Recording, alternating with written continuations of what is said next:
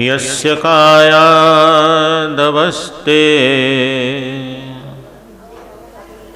वचनरचनमेकं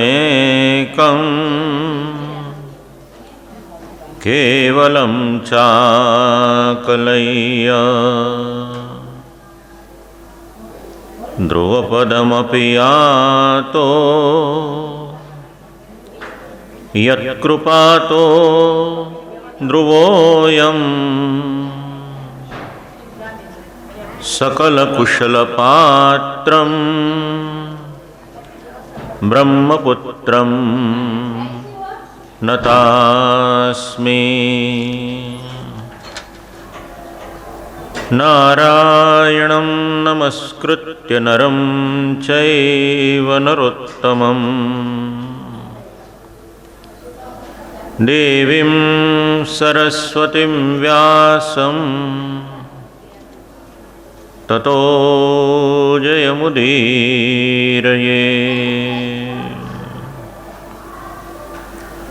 श्री गोवर्धननाथ की जय। श्री वल्लभाधीश की जय। श्याम सुंदर यमुने महारानी की जय। श्री गोसाई जी परम दयाल की जय।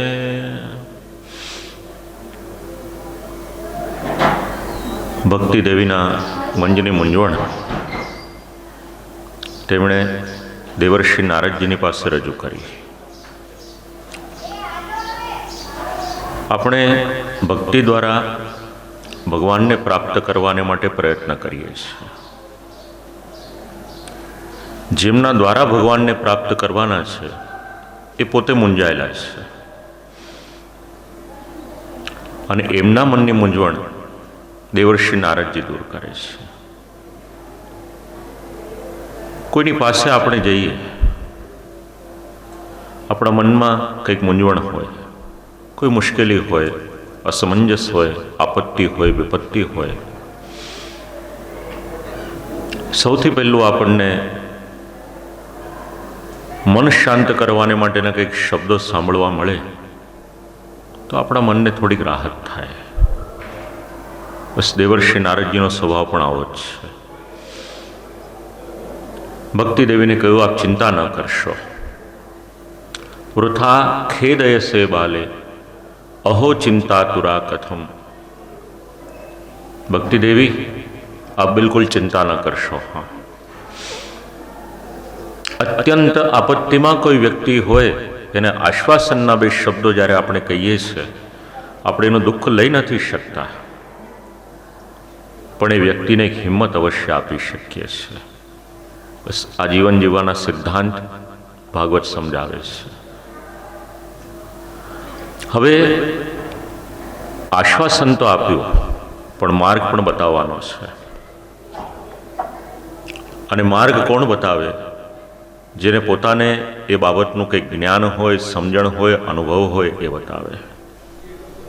દેવર્ષિ નારદજી આ બધું અનુભવેલું છે, એટલે દેવર્ષિ નારદજીએ કહ્યું, જો આપને એક માર્ગ બતાવું। આપણે સૌએ જીવનમાં યાદ રાખવા જેવો આ શ્લોકનો ઉત્તરાર્ધ છે, શ્રી કૃષ્ણ ચરણાંબોજમ સ્મર દુઃખમ ગમિષ્યતિ। આપણા સૌના જીવનમાં સુખનો ભાગ કેટલો છે અને દુઃખનો ભાગ કેટલો છે એનું વિશ્લેષણ કરીએ તો ખ્યાલ આવશે આપણને। ક્યારેક એવું પણ બને છે જેને આપણે દુઃખ માનીએ છીએ એ વાસ્તવિકતામાં દુઃખ હોતું પણ નથી, પણ મન જે આપણા વશમાં નથી એટલી બધી ચિંતા કરે છે અને એ ચિંતામાં ને ચિંતામાં ક્યાંક આપણને અઠડાવી નાખે છે। જીવનમાં જ્યારે જ્યારે પણ દુઃખ આવે, શ્રીમદ ભાગવતના મહાત્મ્યનો બીજા અધ્યાયનો આ પહેલો શ્લોક સમજાવે છે। આ શ્રીમદ ભાગવત અને પદ્મપુરાણ એક પાઠશાળા છે। આપણે વિદ્યાર્થી બનીને જઈશું, ઘણું બધું શીખવા મળશે, સમજવા મળશે, જાણવા મળશે, અને જો પ્રભુ કૃપા હશે તો આપણે આપણા જીવનમાં પણ ઉતારી શકીશું. તો આજે આરંભમાં એક સિદ્ધાંત યાદ રાખીએ, શ્રી કૃષ્ણ ચરણાંભોજમ. જીવનમાં જ્યારે પણ દુઃખ આવે, ભગવાનના યુગલ શ્રી ચરણ કમલ એનું સ્મરણ કરો. આ દેવર્ષિ નારદજીએ ભક્તિદેવીને દર્શાવેલો સિદ્ધાંત છે, ઉપદેશ છે. સ્મર દુઃખમ ગમિષ્યતિ. જો પ્રભુના યુગલ શ્રી ચરણ કમલનું સ્મરણ કરશો, દુઃખમ એટલે દુઃખ, ગમિષ્યતિ એટલે જતું રહેશે. યાદ રાખજો શક્ય હોય તો આ વાત, કારણ કે આપણા જીવનમાં પણ દુઃખ જોડાયેલું છે. અને દુઃખમાંથી આપણે નિરાશ ન થઈએ, ઉદાસ ન થઈએ, હતાશ ન થઈએ. એટલા માટે શાસ્ત્ર આપણને માર્ગ બતાવે છે. બસ ભગવાનના શ્રી ચરણ કમલ, પ્રભુની સાથે જોડાયેલા રહો. મુશ્કેલી તો આવતી રહેશે, પણ આવેલી મુશ્કેલીમાં આપણને એક માર્ગદર્શન મળી રહેશે. સ્મર દુઃખમ ગમિષ્યતિ. ક્યારેક એવું બની શકે કે વ્યક્તિને પોતાના સ્વરૂપનું ખ્યાલ ન હોય. ભક્તિદેવી સાથે પણ એવું જ કંઈક થયું. પોતાનામાં સામર્થ્ય શું છે એ વ્યક્તિને ક્યારેક ખ્યાલ ન હોય. આપણે સૌ સિનેમા જોઈએ છીએ, એક જ એક્ટર હોય છે. કોઈક ડિરેક્ટર એવો હોય છે કે એની પાસેથી સારામાં સારું કામ લઈ શકે છે, અને કોઈક એને તદ્દન વેડફી નાખે છે. વ્યક્તિ તો એ જ છે. ક્યારેક કોઈક વ્યક્તિ એવી હોય છે, કાર્ય કરવાને માટે સામર્થ્યવાન હોય છે, પણ એને પોતાનો આત્મપરિચય કહીએ એ નથી હોતો. જેવી રીતે શ્રી હનુમાનજી, સીતાજીને શોધવાને માટે જવાનું હતું. વાનરો તો અસંખ્ય હતા, કરોડો હતા, પણ એક વાનર એવા હતા કે જે છેક સુધી છલાંગ લગાવી શકે એમ હતા, પણ પોતાના બળનો એમને ખ્યાલ ન હતો. આપણી સાથે પણ ક્યારેક આવું થાય છે. ભક્તિદેવી સાથે પણ થયું. દેવર્ષિ નારદજીએ કહ્યું, ભક્તિદેવી, ભગવાને આપની પર કૃપા કરી છે, આપના દ્વારા ભક્તોનું પોષણ થાય છે. આપ નિરાશ થઈ જશો તો કેમ ચાલશે? ભૂમો ભક્ત વિપોષાય છાયા રૂપમ ત્વયા કૃતમ. નિરાશ ન થશો. આપણે આનો માર્ગ શોધીએ કંઈક. દેવર્ષિ નારદજી પ્રયત્ન કરે છે. જ્ઞાન પ્રબુદ્ધતામ શીઘ્રમ રે વૈરાગ્ય પ્રબુદ્ધતામ. હે જ્ઞાન, હે વૈરાગ્ય, જાગૃત થાઓ, જાગૃત થાઓ.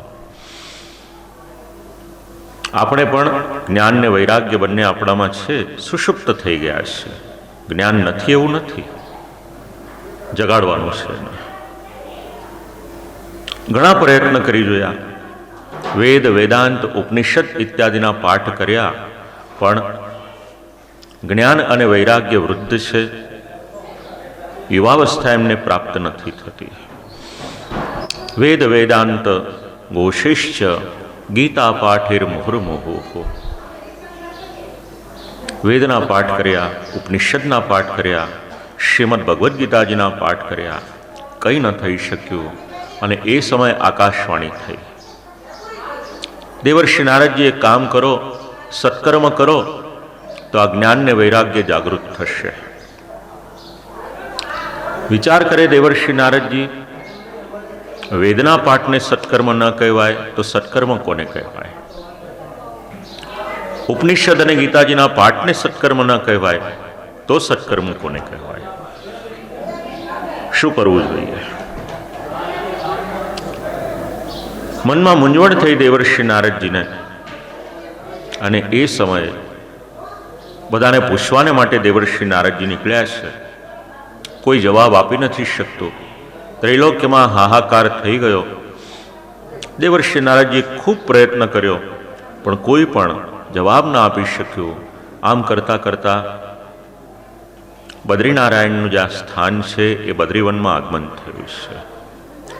અને ત્યાં આગળ દેવર્ષિ નારદજીને સનતકુમારો મળ્યા છે. સનતકુમારોનો પરિચય આપ લોકોને આ ચિત્રજીમાંથી મળી જશે. બ્રહ્માજીના માનસ પુત્રો છે, 4 બાળકો છે. વાસ્તવિકતામાં આ ભગવાનનો અવતાર છે. પહેલા સ્કંદના 3જા અધ્યાયમાં એમનો પરિચય મળે છે. ભાગવતમાં અન્ય સ્થાનમાં પણ પરિચય મળે છે.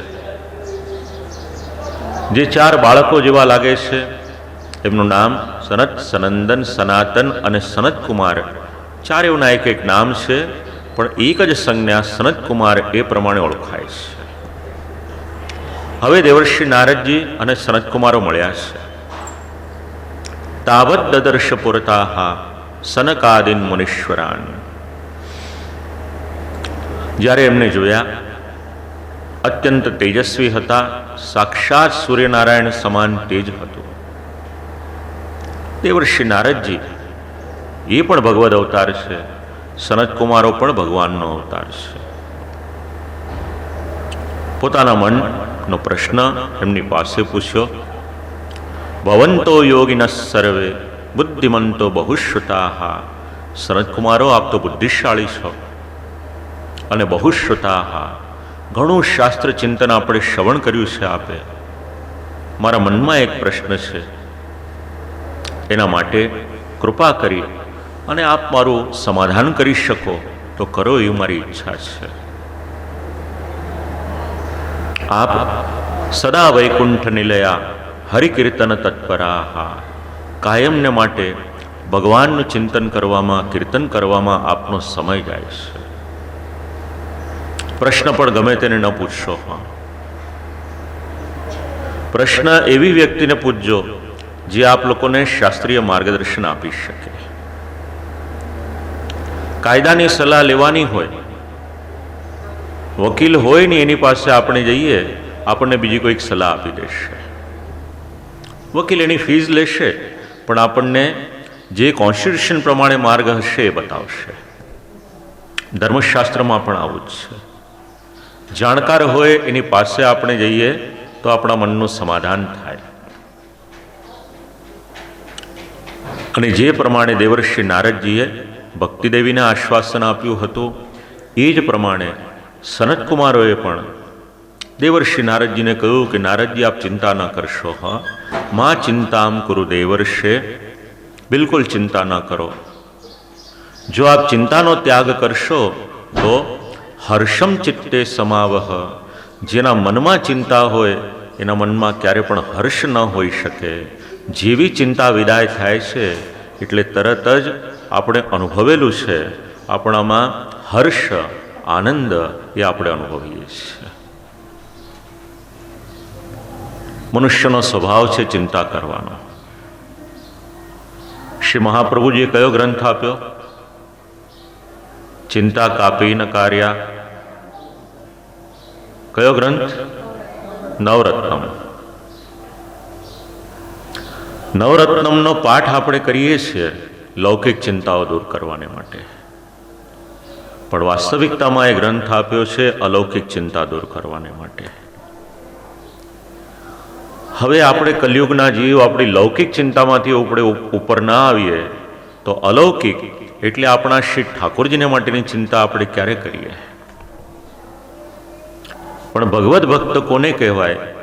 પોતાની કરતાં વધારે પોતાના સેવ્ય શ્રી ઠાકોરજીનું વિચારે, એનું નામ ભગવદ ભક્ત, એનું નામ વૈષ્ણવ. અને આના પ્રમાણો 84 વૈષ્ણવની વાર્તામાં આપ લોકોને મળશે. એક ઉલ્લેખ કરું હું. એક પતિ પત્ની હોય છે, બહુ નાનું ઘર એમનું, સિંગલ રૂમમાં રહેતા હોય છે. પણ જૂના જમાનાનું ઘર હોય છે એટલે ઘરની બહાર નાનકડી ઓસરી હોય છે. વિચાર કરે કે શ્રી ઠાકોરજી આપણા ઘરમાં બિરાજે છે, તો ઠાકોરજી ભલે અંદર બિરાજતા, આપણે પતિ પત્ની બંને બહાર રહીશું. સેવા કરે છે નિત્ય શ્રી ઠાકોરજીની. ઠાકોરજી આજ્ઞા કરી કે આ બંને ઘરમાં નિવાસ કરો, બહાર શું કરવાનો છો? કહ્યું કે નહીં પ્રભુ, ગમે તેમ તો પણ મનુષ્ય છીએ, આ પવિત્ર દેહ હોય અમારો, આપ સુખેથી બિરાજો, ઘર આપનું જ છે, એમાં અમારી શોભા છે. ભગવદ આજ્ઞા થાય છે છતાં પણ શ્રી ઠાકોરજીને વિનંતી કરે છે કે પ્રભુ આપનું સુખ અમે વિચારીએ, આ પ્રભુની ચિંતા કરે એ અલૌકિક ચિંતા. આપણે આપણી ચિંતા કરીએ. ભગવાને જે આપણને ઘર આપ્યું હોય, પહેલાં આપણે આપણી પોતાની બધી વ્યવસ્થા કરી લઈએ અને પછી જે જગ્યા વધે ત્યાં આપણે આપણા શ્રી ઠાકોરજીને પધરાવીએ. આ લૌકિક. અને જો આપણે એવું ન કર્યું હોય તો સમજવાનું કે શ્રી ઠાકોરજીની કૃપા છે આપણી પર. કારણ કે ભગવદ ભક્ત હોય, વૈષ્ણવ હોય, સેવકનો ધર્મ જે છે કે સ્વામીનું સુખ એ પહેલાં વિચારશે, પછી એ લૌકિક સ્વામી હોય કે અલૌકિક સ્વામી હોય. પતિ પત્નીના સંબંધમાં પણ પતિનું એક નામ સ્વામી છે અને પત્ની પોતાના પતિનું સુખ પહેલા વિચારશે. દેવર્ષિ નારદજીને કહ્યું કે માં ચિંતામ કુરુ દેવર્ષે, ચિંતા ન કરશો. હા, ચિંતાની વાત નીકળી. એકાદ બે વાક્ય બીજા પણ કહી દઉં આપ લોકોને. આજનું સાયન્સ એવું કહે છે જેટલા રોગ થાય છે, માનસિક રોગ ખાસ કરીને છેલ્લા 1.5 વર્ષમાં ખૂબ જ વધ્યા છે. મેન્ટલ હેલ્થનો બહુ મોટો એક પ્રશ્ન છે અને રિસર્ચ એવું સમજાવે છે કે મેન્ટલ હેલ્થ આટલી બધી જે મુશ્કેલીઓ વધી છે એની પાછળનું કારણ યદિ કોઈક છે તો ઓવર થિંકિંગ છે. આપણે બધા કરીએ છીએ. કદાચ જે ક્યારે પણ થવાનું નથી એ પણ આપણે વિચારે રાખીએ છીએ. પદ્મ પુરાણમાં દેવર્ષિ નારદજી હોય કે સનતકુમારો આપણને ઉપદેશ આપે છે, માં ચિંતામ કરું, ચિંતા ન કરશો. જો ચિંતા જશે તો હર્ષમ ચિત્તે સમાવહ, આપણા મનમાં પણ આનંદ અનુભવાશે. આપને ઉપાય જોઈએ છે ને સત્કર્મને માટેનો ઉપાય આપને બતાવીએ છીએ. સત્કર્મનો આપને જે આકાશવાણી થઈ છે સત્કર્મ કરવાને માટે, સત્કર્મ કરો તો એ સત્કર્મને માટે સત્કર્મ તવ નિર્દિષ્ટમ વ્યોમ વાચા તુ યત્પુરા તદુચ્યતે શૃણુષ્વાદ્ય શિરચિત્ત પ્રશાંત દીહી. એક શરત મૂકી છે, આપના પ્રશ્નનું સમાધાન આપું, પણ જે અમે કહીએ સૌથી પહેલાં એના માટે સ્થિરચિત્તા પ્રસન્ન દીહી, જે પણ કહીએ છીએ એ સાંભળવાનું કઈ રીતે? સ્થિર ચિત્ત રાખીને. સ્થિર ચિત્ત એટલે શું? આપણે કથા મંડપમાં આવ્યા, આપણું શરીર કથા મંડપમાં રહે અને આપણું ચિત્ત બહાર ફરવાને માટે જતું રહે, એ રીતે કથા નથી સાંભળવાની. આપણું ચિત્ત બહુ ખાનદાન છે. આપણને તો બેસાડી દેશે કથા મંડપમાં કે ચાલો 3:30 વાગ્યા, સમય થઈ ગયો, જઈને બેસીએ આપણે. પણ પછી એ ચિત્ત ફરવાને માટે નીકળી જશે. એ ફરતું ફરતું, હસતું રમતું ભમતું ક્યાંય જતું રહેશે, આપણને ખબર પણ નહીં પડે. એટલે આપણે એને પકડી રાખવાનો છે મજબૂત રીતે, સ્થિર ચિત્તા. અને બીજી વાત છે પ્રશાંત દીહી. સાથે સાથે આપણે આપણી બુદ્ધિને પણ જોડવાની છે. બુદ્ધિને પણ શાંત રાખવાની છે ને સ્થિર રાખવાની છે, સાત્વિક રાખવાની છે. જ્યારે આવી રીતે કરવામાં આવે છે ત્યારે ભગવાનના ચરિત્ર આપણને સારી રીતે સમજાય છે. જુઓ દેવર્ષિ નારદજી, યજ્ઞ તો બધા અલગ અલગ પ્રકારના ઘણા બધા છે, પણ સત્કર્મનો અર્થ એટલો જ છે, શ્રીમદ ભાગવત શ્રવણ કરાવો ભક્તિદેવીને, ભક્તિદેવી પાછા પોતાના સ્વરૂપને પ્રાપ્ત કરી લેશે. દેવર્ષિ નારદજીને વધારે આશ્ચર્ય થયું કે શ્રીમદ ભાગવતજીમાં એવું તો શું છે કે જે કાર્ય વેદ ન કરી શક્યું, જે કાર્ય ઉપનિષદથી ન થયું, જે કાર્ય શ્રીમદ ભગવદ્ ગીતાના પાઠથી ન થયું, એ કાર્ય શ્રીમદ ભાગવત દ્વારા કઈ રીતે થઈ શકે? કૃપા કરીને આપ મને સમજાવો, એ મારા પ્રશ્નનો ઉત્તર આપો. અને એ સમયે એક દ્રષ્ટાંત આપ્યું છે. આપ લોકોને પૂછું હું લગભગ દરેકને ચા પીવાની આદત હોય છે.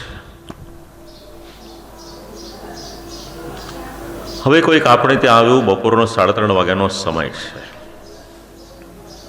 પૂછ્યું આપણે ચા પીશો? કહ્યું કે પીશું. કોઈ દિવસ બને નહીં, પણ કદાચ એવું ન કરે નારાયણને બની જાય કે ઘરમાં સાકર ન હોય. હવે આપણે એમને કહીએ કે જુઓ, ઘરમાં સાકર તો ખતમ થઈ ગઈ છે, ડાયાબિટીસ હોય એમને તો વાંધો નહીં,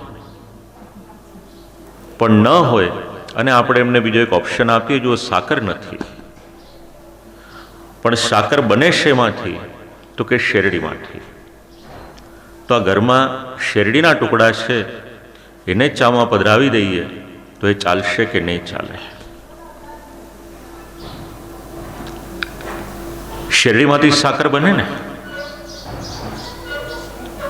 તો સાકરનું કામ છે એ સાકર જ કરી શકે, એ શેરડી નહીં કરી શકે, ભલે એમાંથી બનતી હોવા છતાં પણ. બસ એ જ રીતે શ્રીમદ ભાગવત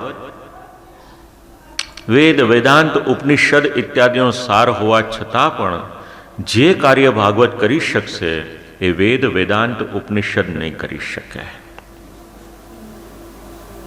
આપણને આપણા ગ્રંથોનો પરિચય નથી. વાંચવા જેવા છે આપણા ગ્રંથો. પુસ્તકો આપણા જીવન ઉપર ખૂબ અસર કરે છે. બે પ્રકારના પુસ્તકો હોય, એક ઉચ્ચ કોટીના હોય અને એક અધમ કોટીના, એકદમ નીચલી કક્ષાના હોય. બંનેની અસર મનુષ્યના જીવનની સાથે થાય છે. એ કઈ રીતનું વાંચન કરે છે એની પર નિર્ભર કરે છે. અને જ્યારે આવા પુસ્તકો વાંચે છે, મનુષ્ય, આપણા વડીલો આપણા માટે છોડી ગયા, આપણા ઋષિમુનિઓ આપણા માટે મૂકી ગયા, ઉત્તમમાં ઉત્તમ પ્રકારના સાહિત્યનું સર્જન ભારતીય સંસ્કૃતિના મનુષ્યોએ કરેલું છે. આપણા જીવનના ઘડતરમાં આ ગ્રંથો ખૂબ જ મોટો ભાગ ભજવે છે. અને આમ કહી શકાય, મહાપુરુષોના વચનો યાદ કરીએ, એક વાક્ય એવું પણ છે કે સારા પુસ્તકો વિશ્વની ઉપર શાસન કરે છે. આપણા દેશની જ વાત કરીએ, મહાભારત અને રામાયણની અસર આજે પણ આપણા દેશના લોકો પર હજારો લાખો વર્ષ થઈ ગયા એ છતાં પણ રહેલી છે. આપણી સંસ્કૃતિ, આપણા ધર્મનું નામ શું? હિન્દુ ધર્મ. બોલો, બીજું કોણ કહેશે? બરાબર છે. યાદ રાખજો બધા જ, આપણા ધર્મનું નામ સનાતન વૈદિક ધર્મ. આપણે બધા હિન્દુ ધર્મ કહીએ છીએ, બરાબર છે, કોઈ વિરોધ નથી, પણ સનાતન વૈદિક ધર્મ છે આપણો. હવે પ્રશ્ન એક સમજી લેવાનો કે સનાતન કોને કહેવાય? સનાતન શેને માટે છે આપણો ધર્મ? જેનો ક્યારેય પણ કોઈ પણ કાળમાં નાશ થતો નથી, એનું નામ સનાતન. ભગવાનનું એક નામ પણ સનાતન છે, કારણ કે ભગવાનનો ક્યારે પણ કોઈ પણ કાળમાં નાશ ન થાય. આપણો ધર્મ પણ એવો છે.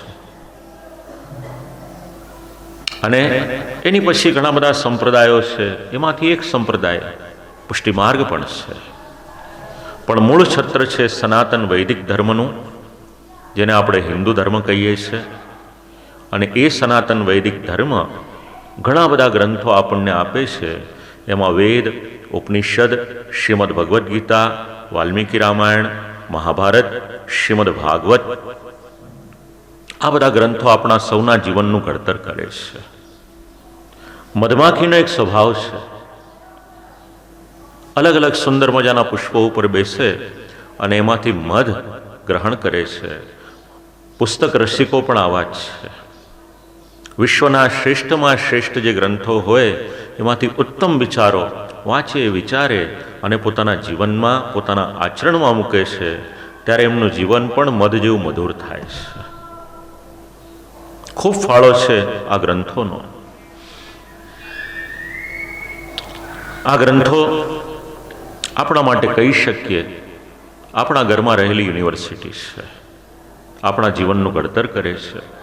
કહ્યું કે વેદ, વેદાંત, ઉપનિષદ આ બધા જે કાર્ય ન કરી શક્યા એ શ્રીમદ ભાગવત કરી શકશે. કારણ કે આ બધા ગ્રંથોનો સાર યદિ કોઈક છે તો શ્રીમદ ભાગવત છે. અને એટલા જ માટે વેદોપનિષદામ સારા જાતા ભાગવતી કથા, વેદ, ઉપનિષદ ઇત્યાદિના સાર રૂપે આ શ્રીમદ ભાગવતની કથા રહેલી છે. ભાગ્યોદયેન બહુજન્મ સમર્જિતેન, દેવર્ષિ નારદજીએ કહ્યું મારા ભાગ્યના ઉદય થયા કે આપ લોકો મને મળ્યા છો. જીવનમાં કોઈ સાચી વ્યક્તિ મળે, શક્ય હોય એની કિંમત સમજજો, એ વ્યક્તિનું મહાત્મ્ય સમજજો. જો પ્રભુ કૃપા હોય અને આપણા ભાગ્યનો ઉદય થયો હોય તો આપણને કોઈ સાચી સારી વ્યક્તિ મળે છે જે આ જીવન આપણને સાથ આપે છે. ભાગ્યોદયેન બહુજન્મ સમર્જિતેન. હવે પ્રશ્ન એક આવ્યો કે શ્રીમદ ભાગવતજીની કથાનું આયોજન કરવું છે, એ આયોજન કઈ રીતે કરી શકાય? દેવર્ષિ નારદજીએ સૌ પ્રથમ તો મનમાં સંકલ્પ કર્યો, જ્ઞાન યજ્ઞમ કરિષ્યામિ. શ્રીમદ ભાગવતજીનું એક નામ છે જ્ઞાન યજ્ઞ. જેવી રીતે અહીંયા આગળ આપ લોકોએ આ શ્રીમદ ભાગવતજીની કથાનું આયોજન કર્યું તો સૌથી પહેલા એક સંકલ્પ કર્યો હશે, મનમાં મનોરથ કર્યો હશે. બસ આ મનોરથનું આ પરિણામ છે, આ સંકલ્પનું પરિણામ છે. એક બીજ રોપાય છે, પછી સુંદર મજાનું વૃક્ષ તૈયાર થાય ને એની પર સુમધુર ફળ આવે. આપણે આ તમારો જે સંકલ્પ થયો ને એનું ફળ અત્યારે આપણે એનો આસ્વાદ લઈ રહ્યા છીએ. આ સંકલ્પનું ફળ છે. દેવર્ષિ નારદજીએ સંકલ્પ કર્યો, જ્ઞાન યજ્ઞમ કરિષ્યામિ, જ્ઞાન યજ્ઞ કરીશું. શેના માટે? જેના દ્વારા ભક્તિ, જ્ઞાન અને વૈરાગ્ય એમનું પુનઃ સંસ્થાપન થઈ શકે એના માટે જ્ઞાન યજ્ઞ કરીશ. બસ શ્રીમદ ભાગવત આપણા સૌના માટે જ્ઞાન યજ્ઞ છે. ડગલે અને પગલે આમાં જ્ઞાન રહેલું છે. એવું ન વિચારશો કે ભક્તિ માર્ગમાં આવ્યા એટલે જ્ઞાનની જરૂર નથી. ખૂબ જરૂર છે. શ્રી મહાપ્રભુજીના વચન છે. આ તો શ્રી મહાપ્રભુજીની ભૂમિ છે. શ્રી આચાર્ય ચરણ એવી આજ્ઞા કરે, શાસ્ત્રમ અવગત્ય મનોવાગ દેહે કૃષ્ણસ્ય વ્યહાર. શાસ્ત્રને જાણો, ભગવત સેવા કરો છો, સાથે સાથે શાસ્ત્રનું જ્ઞાન પણ જરૂરી છે. માટે કહ્યું જ્ઞાન યજ્ઞમ કરિષ્યામિ. સુખદેવજી મહારાજે જે કથા કરી હતી, હવે પ્રશ્ન આવ્યો કે આ જ્ઞાન યજ્ઞ કરવો ક્યાં આગળ? જેવી રીતે આપના મનમાં પણ પર્યાય તો વિચાર્યા હશે કે ખાલી ચંપારણ્ય વિચાર્યું કે બીજા પર્યાય વિચાર્યા હતા કથા ક્યાં કરવાને માટે? હાજી, બરાબર. પછી આપણે બ્રજમાં કે જ્યાં આપણા શ્રીમદ ગોકુલ, કે જ્યાં આપણા કૃષ્ણનું પ્રાગટ્ય છે, ચંપારણમાં શ્રી વલ્લભાદેવનું, શ્રી મહાપ્રભુજીનું પ્રાગટ્ય છે. 3 પ્રાગટ્ય સ્થળતા મને કરવાનો મારો મનોરથ હતો. તો આજે જતીપુરામાં ગયા પછી આજ 20 વર્ષે ઠાકોર ત્યાં મનોરથ પૂરો કર્યો. વાહ વાહ વાહ વાહ. આ ચંપારણમાં કરવાનો આજ લગભગ 25-30 વર્ષ પહેલાનો મનોરથ. વાહ વાહ. ઠાકોરજી આજ વડીલોના આશીર્વાદથી ને બીજી બાવાની કૃપાથી ઠાકોરજી આ વખતે. જો બહુ ઓછા ભાગ્યશાળી વૈષ્ણવ એવા હોય છે કે આ બધી પ્રાકટ્ય ભૂમિમાં નિસ્વાર્થ ભાવથી પ્રભુની લીલાના ગાન થઈ શકે એવું આયોજન કરે છે. આ કોઈ પિતૃઓને માટે તો આપની કથા છે નહીં, એ તો છે નહીં, બરાબર છે. આગળની પણ નથી કોઈ. હવે જ્યારે આપણે શ્રી મહાપ્રભુજીની આ દિવ્ય ભૂમિમાં આને શ્રવણ કરી રહ્યા છે, આપ લોકોએ ચરણાટમાં પણ અને જતીપુરામાં પણ શ્રવણ કરી શ્રીમદ ભાગવતજીની સપ્તાહ, તો સૌથી પહેલા પ્રશ્ન એક આવે કે કથા ક્યાં કરવી? કોઈ પણ મનોરથી હોય, પછી એના અલગ અલગ ઓપ્શન્સ આવે, અલગ અલગ વિચાર કરે, પરિવારના સદસ્યો વાત કરે, ક્યાં આપણી સગવડ સચવાય છે, ક્યાં શ્રોતાઓની સગવડ સચવાય છે, બધું આપણે વિચારીએ છીએ. દેવર્ષિ નારદજી પણ વિચાર કરે છે ક્યાં આગળ કથા કરવી જોઈએ. સનતકુમારોને પૂછ્યું ક્યાં કથા કરીએ, આપ આજ્ઞા કરો. એટલે કહ્યું ગંગા દ્વાર સમીપે તું તટમ આનંદ નામકમ. ગંગાજીના એક ઉત્તમ તટનું નામ છે આનંદ તટ. બસ ત્યાં આગળ કથાનું આયોજન કરો, આનંદ આવશે આપને. કહ્યું કે ભલે આપણે ત્યાં આગળ કથાનું આયોજન કરીએ. ગંગા તટમ સમાજગ્મુહો કથા પાનાય સત્વરાહા. ગંગાજીના તટ ઉપર આવ્યા છે દેવર્ષિ નારદજી અને સનતકુમારો, અને ત્યાં આગળ આવી કથાનું આયોજન કર્યું છે. લોકોને સમાચાર મળ્યા કે આ રીતે ગંગાજીના તટ ઉપર શ્રીમદ ભાગવતજીની કથાનું આયોજન થયું છે. એટલે રસલંપટાહા, જેમને શ્રીમદ ભાગવતજીની કથા શ્રવણ કરવામાં રસ હતો, સમાચાર મળતા જ તરત ત્યાં આવી ગયા છે. કેટલાક ન આવ્યા, ઔપચારિકતા રાખી કે અમને ઇન્વિટેશન મળે તો જ અમે જઈએ. અને આવી રીતે જનતા આવી રહ્યા, એમને બોલાવવાને માટે ઋષિ પધારે છે અને જઈને એમને નિમંત્રણ આપે છે કે આપ પધારો. જે ઉત્તમ તત્વો છે એ ઉત્તમ તત્વો ત્યાં આગળ આવેલા છે. ધાવંતોપ્યાયયુ સર્વે પ્રથમમ યે ચ વૈષ્ણવાહ. ખૂબ જ ઉત્સાહથી મહાત્મ્યમાં તો શબ્દ લખ્યો છે ધાવંતો, દોડતા દોડતા આવ્યા છે. કોણ? વૈષ્ણવ આવ્યા છે. પ્રભુની કથા શ્રવણ કરવાને માટે ઋષિમુનિઓ પણ પધાર્યા છે. વેદ, વેદાંત, ઉપનિષદ આ બધા જ પોતાના મૂળ સ્વરૂપે ત્યાં આગળ પધાર્યા છે. પર્વતો આવ્યા છે, નદીઓ આવી છે, બધા જ પોતપોતાના મૂળ સ્વરૂપે ત્યાં આગળ આવી અને કથા મંડપમાં આવી રહ્યા છે. અને ત્યાં જ્યારે સમાજ એકત્ર થયો છે, એકત્ર થયેલો સમાજ ત્યાં આગળ આવી અને પ્રભુના નામનો જય જયકાર કરે છે. જય શબ્દો નમઃ શબ્દ શંખ શબ્દસ્તથૈવ ચ. પ્રભુના નામનો જય જયકાર કર્યો. એકવાર આપણે પણ કરીએ. શ્રી ગોવર્ધનનાથ કી નમો નમઃ. જય જય. આ ચારેય તરફથી અવાજ આવી રહ્યો છે અને આકાશમાંથી દિવ્ય દેવતાઓ પધાર્યા છે. સુંદર મજાના આકાશી પુષ્પ, દેવ પુષ્પ દ્વારા એ સ્થાન પર પુષ્પવૃષ્ટિ કરી રહ્યા છે. સનતકુમારોએ કહ્યું નારદજી, આપના પ્રશ્નનો જવાબ આપું હું. સદા સેવ્યા શ્રીમદ ભાગવતી કથા. ચાલો એક શ્લોક બોલાવો, આપ લોકોને બોલો, જીવનમાં ઉતારવા જેવું છે. સદા સેવ્યા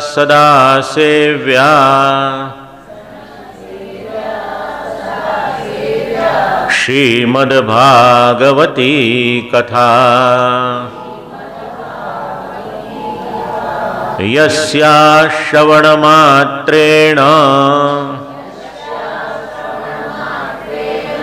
હરિશ્ચિત્તમ સમાશ્રયે. શું કહેવા માંગે છે? સારાંશ કહું આપને. શ્રીમદ ભાગવતજીની કથાની સાથે કેવળ 7 દિવસનો સંબંધ ન રાખશો. સદા શબ્દનો અર્થ તો આપ શું જાણો છો. આ જીવન શ્રીમદ ભાગવતજીની સાથે સંબંધ રાખજો. સદા સેવ્યા શ્રીમદ ભાગવતી કથા, ભગવાનની કથા, ભાગવતની કથા. કોઈ પૂછે કે કથા શ્રવણ કરવાથી લાભ શું થાય? આ શ્લોકમાં એનો ઉત્તર આપ્યો છે. હરિશ્ચિત્તમ સમાશ્રય. ભગવાનની કથા શ્રવણ કરીએ છીએ એના કારણે શ્રી ઠાકોરજી આપણા ચિત્તમાં, આપણા હૃદયમાં આવીને બિરાજમાન થાય છે. આ 7 દિવસનો આપ લોકોનો લાભ છે. અને જો પહેલેથી ચિત્તમાં શ્રી ઠાકોરજી બિરાજમાન હશે ને, તો એ પ્રભુની પ્રસન્નતા આપ લોકો અનુભવશો. ઘણા લાભ છે કથા શ્રવણ કરવાના. મને એક લાભ આ છે, હરિશ્ચિત્તમ સમાશ્રયેત. માટે કાયમને માટે શ્રીમદ ભાગવતજીની કથા શ્રવણ કરો. અને જેના ઘરમાં શ્રીમદ ભાગવતજીની કથાનું આયોજન થાય છે, અથવા તો જે પોતાના ઘરમાં શ્રીમદ ભાગવતને વાંચે વિચારે છે, એનું ઘર પણ એક તીર્થ સ્વરૂપ થઈ જાય છે. આ મહાત્મ્ય છે શ્રીમદ ભાગવતનું, શ્રીમદ ભાગવતજીની કથાનું. શ્લોકાર્ધમ શ્લોકપાદમ વા, શક્ય હોય નિત્ય શ્રીમદ ભાગવતને વાંચો. આપણે કહીએ અમે કલયુગના જીવો છીએ, અમારી પાસે સમય નથી. કોઈ એક શ્લોક વાંચો. કોઈ એટલો પણ સમય નથી, અડધો શ્લોક વાંચો. એ પણ ન થઈ શકે, અડધાનો અડધો શ્લોક વાંચો. જો આપણે આપણું આત્મકલ્યાણ કરવું હશે ને, પોતે સમય કાઢવો પડશે. બીજું કોઈ નહીં કરી શકે. સિવાય કે ભગવત કૃપા થઈ ગઈ એ આખી વાત અલગ છે, પણ પ્રયત્ન તો આપણે પોતે જ કરવો પડશે.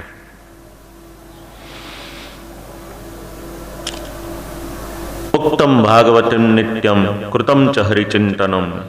નિત્ય પોતાના જીવનમાં શ્રીમદ ભાગવતજીને સ્થાન આપો અને સત્યપૂર્વક, બ્રહ્મચર્યપૂર્વક જેટલા પણ નિયમોને પાળી શકો એ મુજબ શ્રીમદ ભાગવતજીની કથા છે એને શ્રવણ કરો. કલિયુગમાં તપ કરો કે ન કરો, ધ્યાન કરો કે ન કરો, સમાધિ લગાવો કે ન લગાવો, આ બધાના જે ફળ છે એ શ્રીમદ ભાગવતજીની કથા શ્રવણ કરો, એમાંથી પણ પ્રાપ્ત થઈ જશે. પૂછ્યું કે આ શ્રીમદ ભાગવતજીનું આટલું મહત્વ શેના માટે છે? હવે આપ લોકો ગઈકાલે જ્યારે હું આવ્યો ત્યારે પોતાના માથે શ્રીમદ ભાગવતજીને પધરાવ્યો. આજે આપણે બેઠકજીથી લઈ અને અહીંયા સુધી આવ્યા, શોભાબેન અને આપ લોકોનો આખો પરિવાર, અને માર્ગમાં પણ જે મળ્યા, જે વૈષ્ણવ મળ્યા, વધારે કંઈ નહીં પણ શ્રીમદ ભાગવતજીને ચરણ સ્પર્શ કર્યા. આની પાછળનું કારણ શું છે? મહાત્મ્ય સમજાવે છે. ભગવાન શ્રી કૃષ્ણ જ્યારે ભૂતલનો પરિત્યાગ કરીને પોતાના ધામમાં પધારતા હતા, એ વખતે ઉદ્ધવજીએ વિનંતી કરી કે પ્રભુ આપ પધારશો તો અમારું શું થશે? ભગવાને કહ્યું, ઉદ્ધવજી ચિંતા ન કરો, કેવળ આપનું નહીં, કલયુગના જેટલા જીવો છે એ બધાને માટે મેં વિચારી રાખ્યું છે.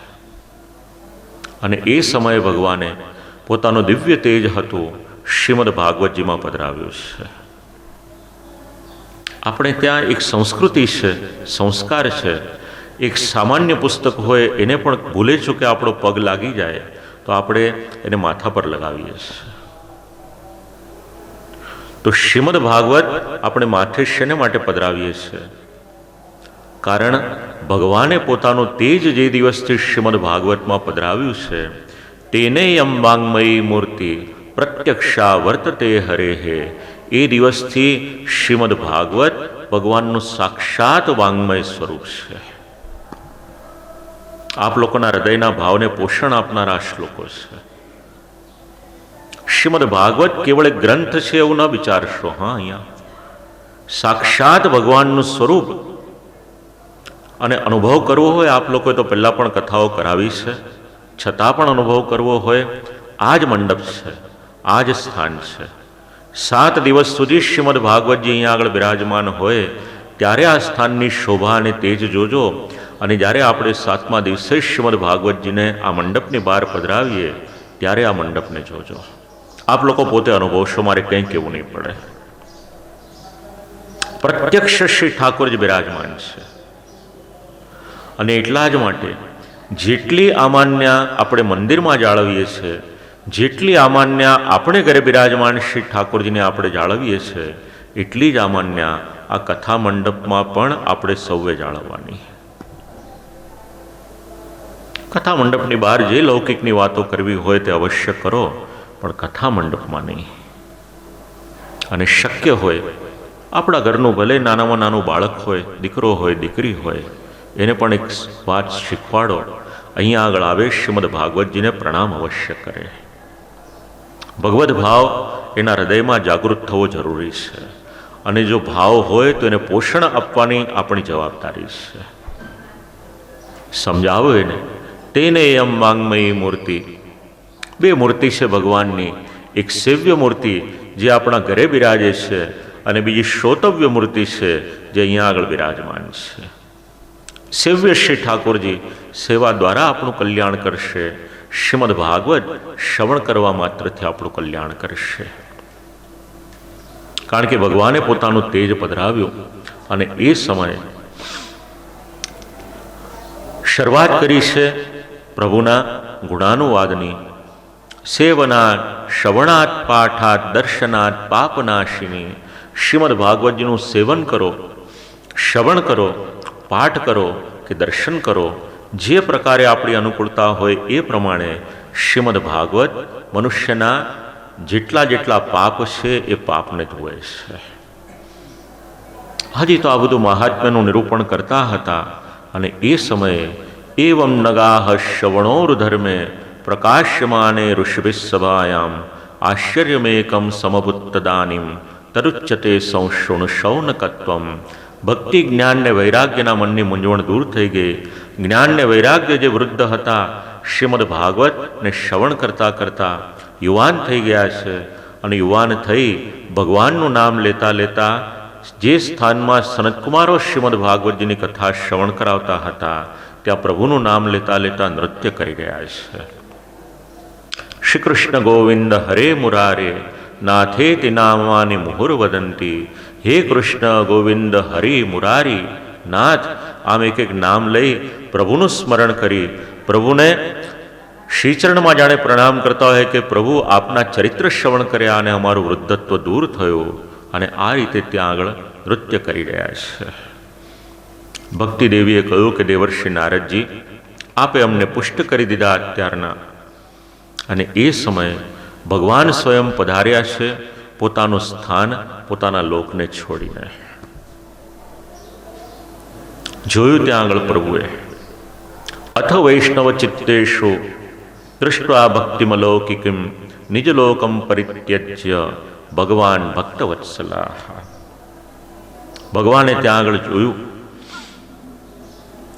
ભક્તિ પોતાના મૂળ સ્વરૂપને પ્રાપ્ત કરી છે અને એ ભક્તિ વૈષ્ણવના ચિત્તમાં બિરાજમાન છે. ભગવાન પોતાનું સ્થાન છોડી ભૂતલ પર પધાર્યા છે. વનમાલી ઘનશ્યામહા, સુંદર સ્વરૂપ છે શ્રી ઠાકોરજીનું. શ્રી ઠાકોરજી ત્યાં આગળ પધાર્યા છે, પ્રભુ પધાર્યા છે. બધાએ જય જયકાર કરી પુષ્પની વૃષ્ટિ કરી છે. ત્યાં આગળ પ્રશ્ન થયો, દેવર્ષિ નારદજીએ પૂછ્યું, કોણ કોણ ભગવાનની કથા શ્રવણ કરી અને શુદ્ધ થાય અથવા તો કોને કોને લાભ થાય છે? અને એના ઉત્તર આપતા સનતકુમારોએ કહ્યું, યે માનવાહા પાપ કૃતસ્તુ સર્વદા.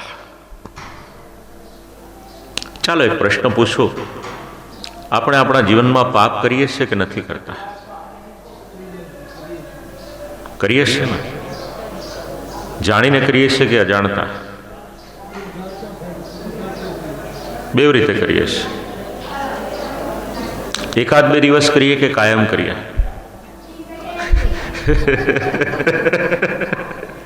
અરે ભાઈ, મારા ઘરના શબ્દો નથી, હું તો શાસ્ત્ર કહું છું. હા, આમાં શબ્દ લખ્યો છે સર્વદા.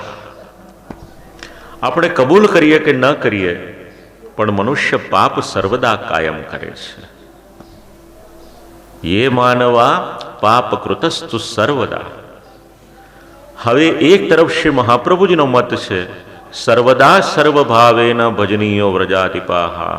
શ્રી મહાપ્રભુજી આજ્ઞા કરે છે કે ભાઈ ભગવત સેવા કરને, તું આ પાપમાં ક્યાં આસક્ત થયો છે? પણ મનુષ્ય પાપાસક્ત છે. કેટલાક પાપ છે દુનિયાના લોકો જોઈ શકે છે, કેટલાક પાપ છે જોઈ નથી શકતા. છઠ્ઠા સ્કંદમાં એનું વિશ્લેષણ કર્યું છે. 3 પ્રકારના પાપ છે.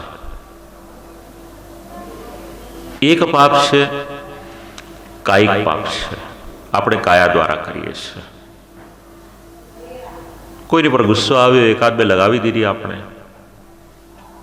કાયા દ્વારા કરેલું પાપ છે. બીજું વાચિક પાપ છે. ન બોલવાના શબ્દો બોલીએ એ વાણીનો દોષ છે. વિચારીશું આગળ, અત્યારે ખાલી એક બે વાક્ય કહી રાખો એના માટેના. અને ત્રીજું પાપ છે માનસિક પાપ છે. કાયિક અને વાચિક પાપ તો બધાને ખબર પડે છે, પણ માનસિક પાપ એ ભગવાને કેટલાક દૂત રાખેલા છે. સર્વેલન્સ સિસ્ટમ ભગવાનની જેવી કોઈની નથી. હા, આપણને એવું લાગે કે આપણે આપણા ઘરના દરવાજા બંધ કરીને પાપ કરીશું તો કોને ખબર પડશે, પણ એવી ભ્રાંતિમાં ના રહેશો. ભગવાનની સિસ્ટમ એવી પાવરફુલ છે, ક્યારેય પણ કોઈ પણ માણસ કંઈ પણ કરે એ ભગવાનના ચોપડે રજીસ્ટર થઈ જાય છે. ભાગવત કોને શુદ્ધ કરે છે? યે માનવા પાપ કૃતસ્તુ સર્વદા. આપણે સૌ જાણે અજાણીએ દરરોજ પાપ કરીએ છીએ, તો આપણા સૌની શુદ્ધિ શ્રીમદ ભાગવત કરે છે. સદા દુરાચાર રતા વિમાર્ગગાહા. કોઈ પોતાના આચાર વિચાર ન પાળતું હોય, દુરાચારી હોય, એને પણ શ્રીમદ ભાગવત શુદ્ધ કરે છે. વિમાર્ગગાહા. કોઈ ખોટા રસ્તા પર જતું રહ્યું હોય. મનુષ્યની મુશ્કેલી ક્યાં છે? કાર લઈને નીકળે છે, ક્યાંક જવું છે, લોકેશન ખબર નથી, પણ ગૂગલ ટાઈપ કરી દે છે, પછી ગૂગલ જે પ્રમાણે કહે એ પ્રમાણે જયા કરે છે. એને ગૂગલમાં વિશ્વાસ છે, પણ ભગવાનની વાણીમાં કેટલો વિશ્વાસ છે એ પ્રશ્ન છે. ભગવાન કહે કે તું આમ કર તો ત્યાં આગળ તર્ક વિતર્ક કરશે, પણ જે મનુષ્ય બનાવેલા સાધનો છે એમાં તર્ક વિતર્ક નહીં કરે. સદા દુરાચાર રતા વિમાર્ગગાહ.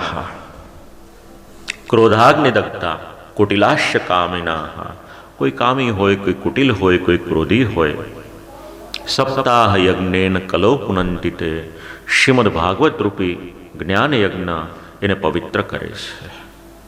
સત્યેન હીના પિતૃમાતૃ દૂષકા.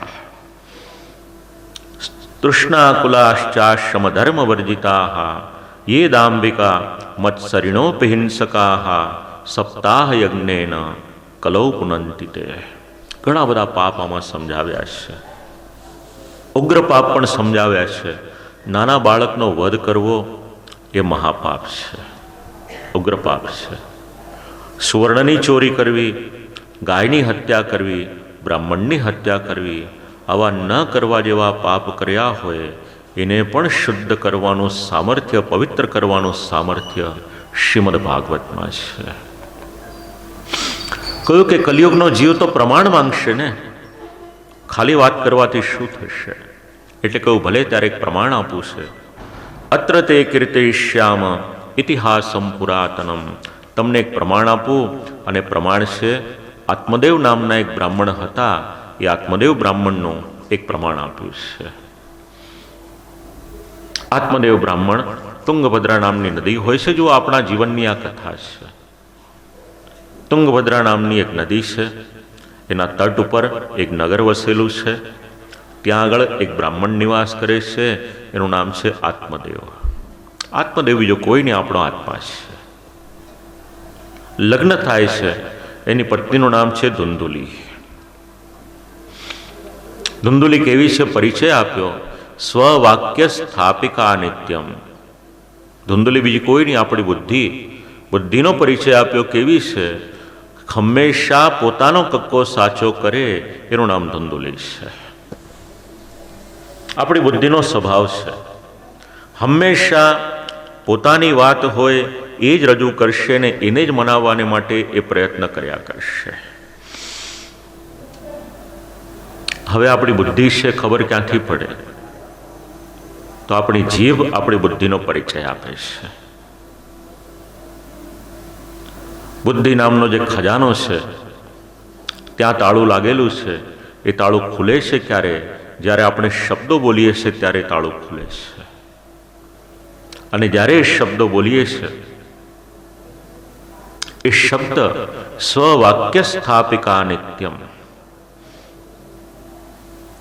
મહાપુરુષોનું એવું કહેવું છે, કેટલાક પ્રસંગો એવા હોય જીવનમાં જીભ ચલાવવા કરતાં પગ ચલાવવો વધારે સારું છે. જીભને થોડી શાંત રાખવી. પગ ચલાવવા એટલે શું? યા તો ત્યાંથી વિદાય થઈ જાઓ, યા તો કામ કરવા લાગો. કેવળ જીભ ચલાવવાથી કંઈ નહીં થાય.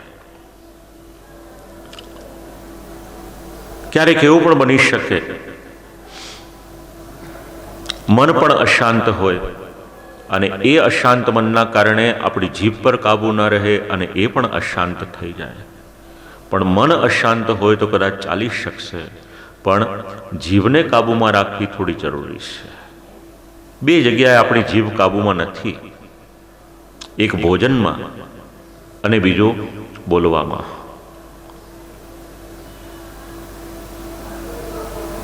આ તો આપણે 3 કલાક કથામાં આવ્યા ને એટલે શાંત બેસવું પડે.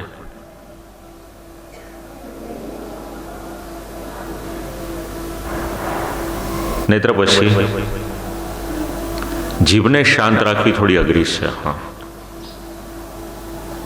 એને જીભનું પોતાનું મન પ્રસન્ન રહે એવું ખાવું પણ ગમે છે ને અને બોલવું પણ ગમે છે. ઘણા પ્રમાણો છે. કૈકેયીની જીભ વિચારો કે દુર્યોધનની વિચારો. ઘણા અનર્થોનું મૂળ રહેલું છે. ધુંધુલી કેવી છે? આત્મદેવ બ્રાહ્મણ સદાચારી છે, સાત્વિક જીવન જીવે છે, સર્વવેદ વિશારદ છે, સાક્ષાત સૂર્યનારાયણની જેવું તેજ છે, પણ એની પત્ની એને અનુકૂળ નથી પડી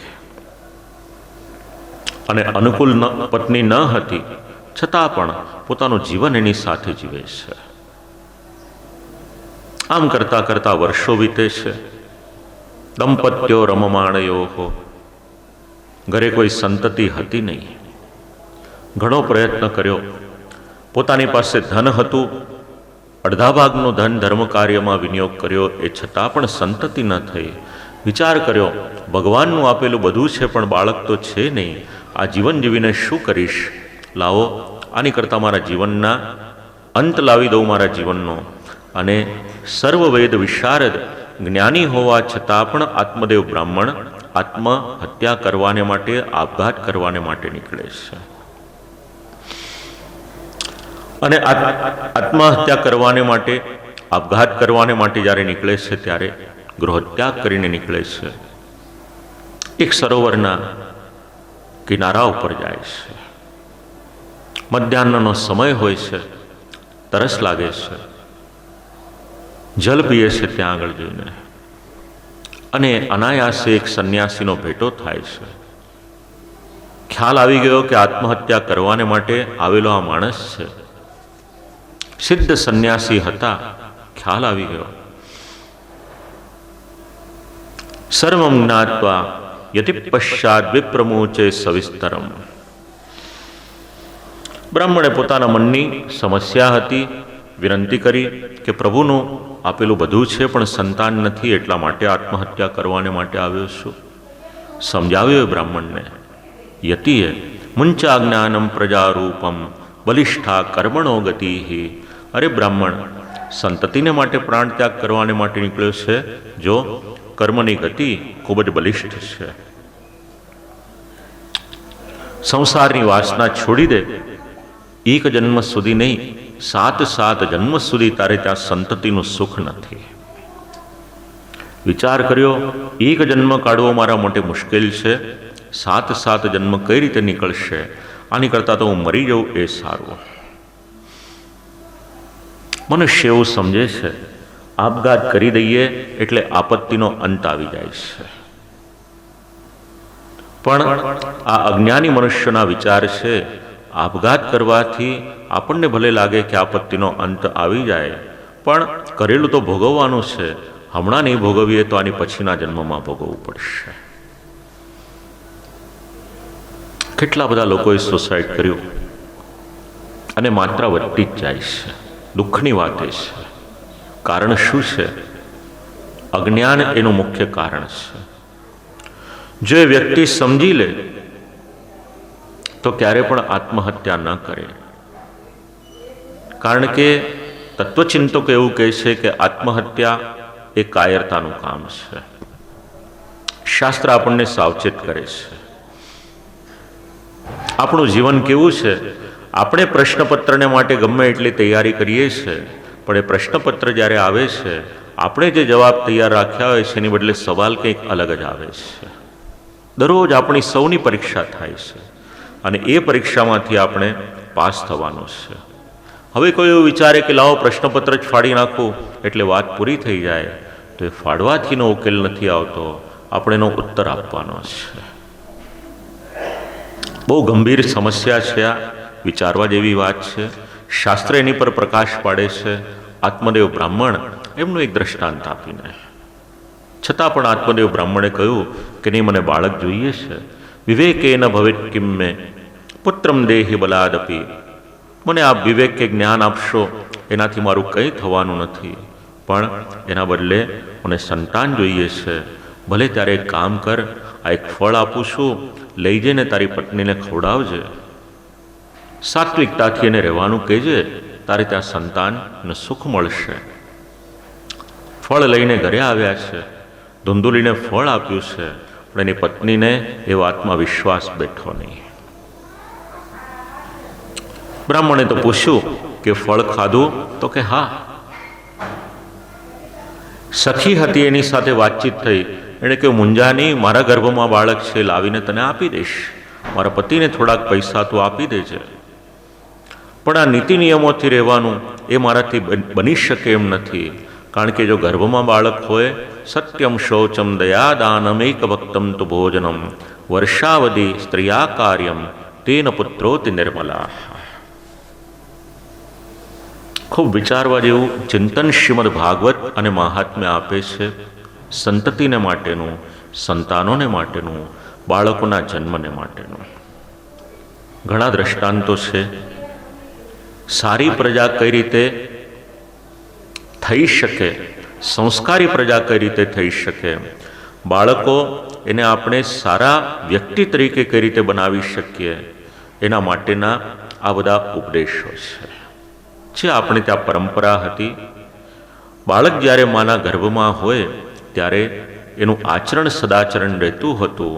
સત્યમ શૌચમ, શૌચ એટલે પવિત્રતા, દયા, દાન, એક વખત શક્ય હોય તો ભોજન, ઘણા બધા નિયમોનું પાલન હતું. પણ હવે ઝોમેટો ને સ્વિગીનો જમાનો હોય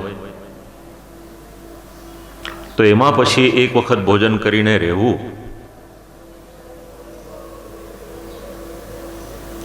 ઘણા પ્રમાણો આવશે આગળ પણ. હા, શાસ્ત્ર એવું છે, બાળક જ્યારે માના ગર્ભમાં હોય ત્યારથી લઈ એના અંત્યેષ્ટિ એટલે અંતિમ સંસ્કાર અને એની પછીની પણ એની જે ગતિ છે એ શ્રીમદ ભાગવત આપણને સમજાવે છે. ખૂબ જરૂરી છે આ બધી વાતોનો વિચાર કરવો. 3જા સ્કંદમાંનો ઉલ્લેખ છે. જો શક્ય હશે અને ભગવાનને કંઈક બોલાવવું હશે તો આપણે ત્યારે વિચાર કરીશું આ બાબતનો.